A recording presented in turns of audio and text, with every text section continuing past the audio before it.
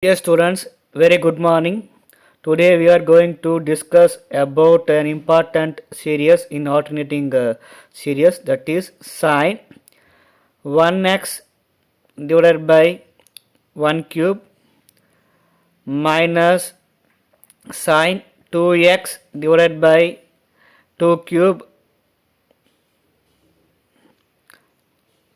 then plus sine 3x divided by 3 cube minus etc. So this is our alternating series. For this we are going to test the convergence. Here summation un will be given by minus 1 power n minus 1, that is summation minus 1 power n minus 1, since the first term is plus, second term is minus, then sine nx divided by sin nx divided by n cube, sin nx divided by n cube. So this is our series. The given series can be represented in this way. So summation n equal to summation minus 1 power n minus 1 sin nx by n cube. The nth term is minus 1 power n minus 1 sin nx by n cube. Now since it is summation un, we can write un equal to sine nx divided by n cube. Why we have not written minus 1 power n minus 1 means in alternating series we will have alternatively plus and minus. So when using Leibniz test we will not take minus term. So we can simply write un equal to sine nx by n cube. Now we have to write n minus 1.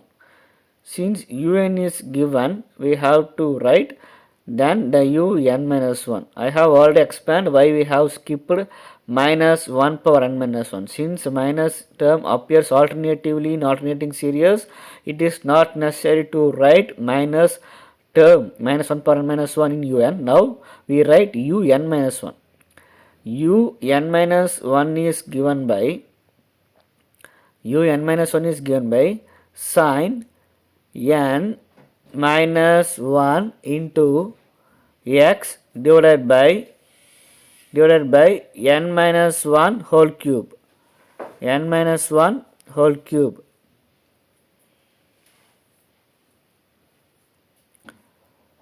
So this is our un. By using Leibniz test we have to test two conditions. If those two conditions are satisfied, then the given alternating series is convergent under Leibniz test. Otherwise it is oscillatory, because in Leibniz test we will not be able to conclude that the series is divergent. We can conclude that the series is convergent or the series is oscillatory. So the first condition un minus 1 is less than 0. To test that, we write n equal to 2 and x equal to pi by 2. So we are going to test the first condition numerically. So un equal to sine un minus 1 is equal to sine 2 into pi by 2, that is sine pi. 2 into pi by 2 becomes sine pi. So sine pi, here we will have sine pi divided by 2 cube is 8 minus sine n minus 1, that is 2 minus 1 is 1, 1 into pi by 2 is pi by 2. So sine pi by 2 divided by 1 cube is 1. So that is equal to sine pi is equal to 0. The value of sine pi is 0. So 0 divided by 8 is 0. So we can write 0 minus sine pi by 2 value is 1. 1 by 1 is 1. So we can write 0 minus 1. So that is that is equal to minus 1 which is less than 0. Hence our first condition is satisfied. Hence our first condition is satisfied. Now, uh, now we have to check our second condition. What is our second condition? Under Leibniz test, our second condition is limit n tends to infinity, limit n tends to infinity, un equal to 0. Limit n tends to infinity, un should be equal to 0. So for that we have to take un. Our un is given by un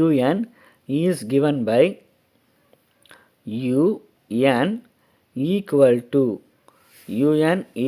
to sine nx divided by n cube. So this un in trigonometry it is not possible to apply infinity, because we can write sine it is not possible to write sine infinity x. It is not possible to write sine infinity x. So we have to find the alternative term for this sine nx. In trigonometry, the value of sine nx will not exceed minus 1 and plus 1. So the value of sin x lies between minus 1 to plus 1, because the value of sin x lies between minus 1 to plus 1. Since the value of sin x lies between minus 1 to plus 1, the value of sin nx also depends on minus 1 to plus 1. So I shall explain this very clearly now.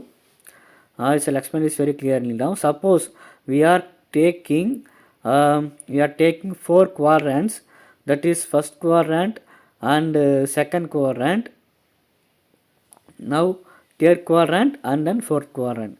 In all the 4 quadrants, the value of sine is given by some values, that is 0 degree, 30 degree, 0 degree, 90 degree, then 180 degree and 270 degree, and finally 360 degree,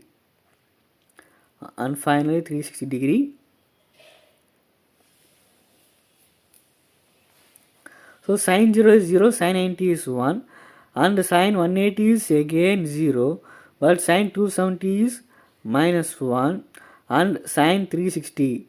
So sine 360 is again 0. Sine 360 is again 0.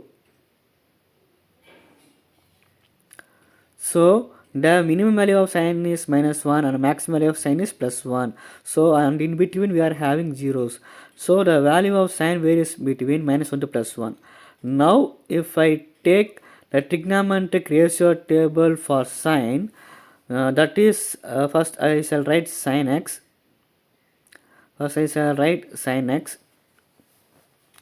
And for sine x we will have some x, that is 0 degree, 30 degree, 45 degree, 60 degree and 90 degree. The value of sine 0 is 0, sine 30 is 1 by 2, sine 45 is 1 by root 2, sine 60 is root 3 by 2, and sine 90 is 1. So, and after sine 90 we will have sine 180 as 0, sine 270 as minus 1 and sine 360 as 0. So, whatever be the values of x or nx, the value of x or nx will not exceed minus 1 to plus 1. So, I can simply take this un as that k divided by n cube, that is I am considering the value of sin nx to be k, and the value of sin nx will not exceed minus 1 to plus 1. So here k is a constant and minus 1 less than or equal to k less than or equal to plus 1. Okay, minus 1 less than or equal to k less than or equal to plus 1. Now I am taking limit. So actually this is this looks like in the order 1 by n cube, but we have to prove limit n tends to infinity un equal to 0. So limit n tends to infinity, limit n tends to infinity un equal to k by n cube. Since n is infinity, so denominator will be very reduced and equal to be 0. So limit n tends to infinity un equal to 0. Hence our second condition is also satisfied. Since first condition is satisfied and second condition is satisfied, we can say summation un is convergent. Summation un converges. So after the summation un is convergent, we have to test whether it is absolutely convergent or not. So for that we have to take summation modulus of un. So first we shall write what is our summation un. Summation un is equal to minus, okay, summation minus 1 power n minus 1 minus 1 power n minus 1 sine nx divided by n cube, sine nx divided by n cube. So summation modulus of un is given by summation modulus of minus 1 power n minus 1 minus 1 power n minus 1 1 power n minus 1 sine nx divided by sine nx divided by n cube. That is actually sine nx. Okay, I have written a mistake. That is sine nx. That is equal to summation modulus of that sine nx is since we are taking modulus that minus 1 power n minus 1, that is the alternatively appearing plus and minus will not come. The alternatively appearing plus and minus will not come, so it will become positive. So that is modulus of sin nx. Since the modulus of sin nx itself is varying from minus 1 to plus 1, we have to take modulus for that also. So that is summation modulus of sin nx. Modulus of sin nx. So modulus of sin, modulus of c, that minus is already gone. Minus 1 power minus 1 is already gone by using modulus there. Now we get modulus of sin nx by n cube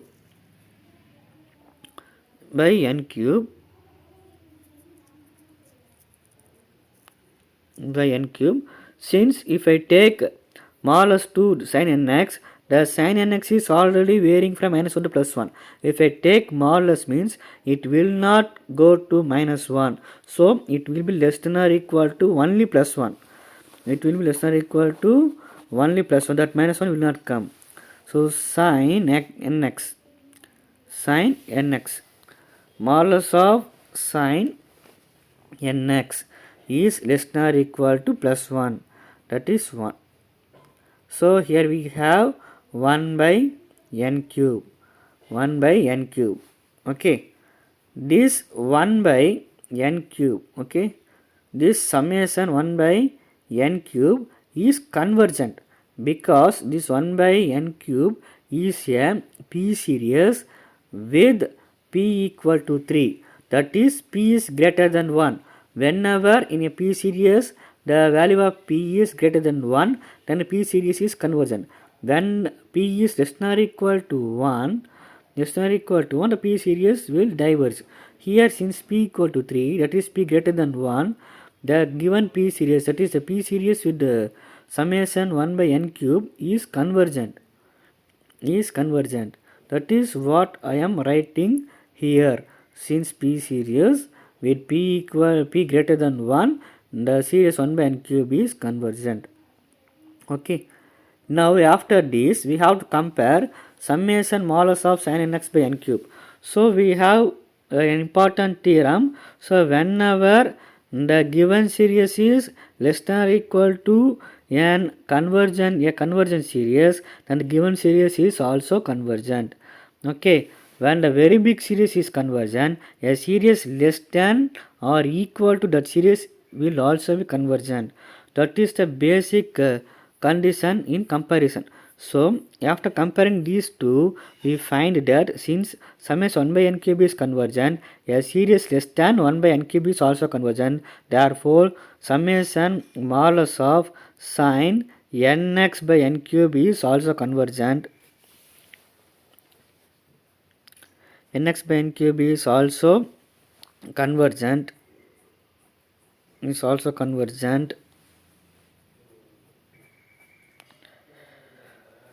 So after that we can conclude our problem. So here our summation modulus of un, see there is a mistake. So summation modulus of un, summation modulus of un is convergent. So already we have discussed summation un converges. Now summation modulus of un is also converging. Summation modulus of un is also converging. Therefore see there summation un converges. Here summation modulus of un converges. Therefore we can conclude that the given series summation modulus of summation therefore given series summation un is absolutely convergent. If summation modulus of un diverges means it will become conditionally convergent, but we are having both summation un and summation modulus of un is convergent. Therefore we are having summation un is absolutely convergent. This is our conclusion. We can conclude that summation un is absolutely convergent. Hence the given problem sin x by 1 cube minus sin 2x by 2 cube plus sin 3x by 3 cube is absolutely convergent. I hope you all enjoyed this video, and this video will be very useful for your studies. Thank you all for watching this video. I thank you all once again.